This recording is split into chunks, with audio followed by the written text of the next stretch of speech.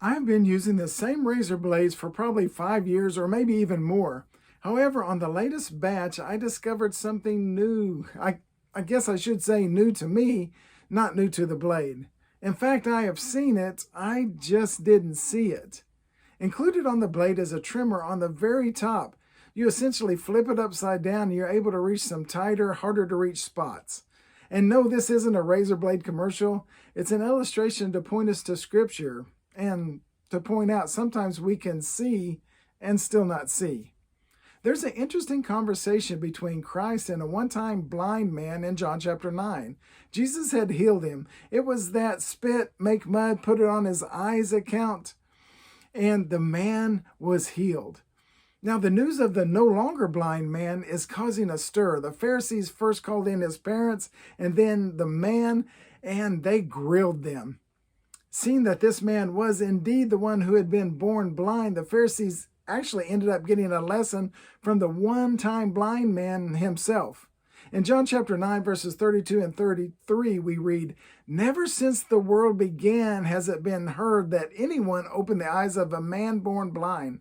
If this were not from God, he could do nothing."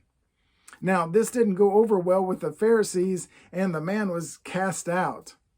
The thing is, the Pharisees knew what to look for because it had been in Scripture as prophecy put in there by several prophets. Here's just one. It's in Isaiah chapter 29, verse 18. "In that day the deaf shall hear the words of a book. Out of their gloom and darkness the eyes of the blind shall see."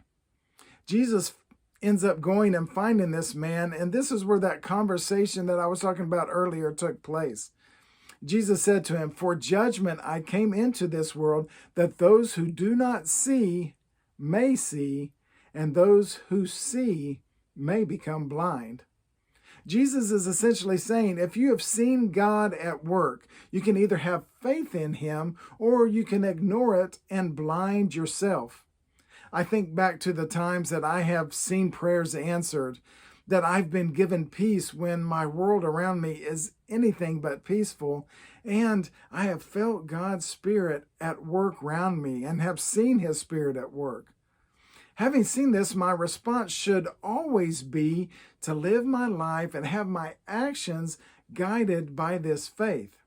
If not, I am more like those Pharisees than I would like to admit, and understand that I am seeing, but not really seeing.